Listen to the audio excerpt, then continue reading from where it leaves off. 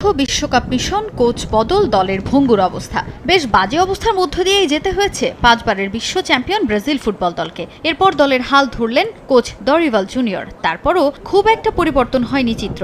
বিশ্বকাপের পর ব্যর্থতার 16 কলা পূরণ হয়েছে কোপা আমেরিকায়। এক প্যারাগুয়ে ছাড়া আর কোনো দলের বিপক্ষে জয় পায়নি সেলেসাওরা। তবে কাতার বিশ্বকাপ কিংবা কোপা আমেরিকার ব্যর্থ মিশন শেষে এবার নতুন এক যাত্রা শুরুর অপেক্ষায় ব্রাজিল। 2026 বিশ্বকাপ বাছাইয়ের ম্যাচ খেলতে ইতোমধ্যেই দিনক্ষণ চূড়ান্ত হয়েছে।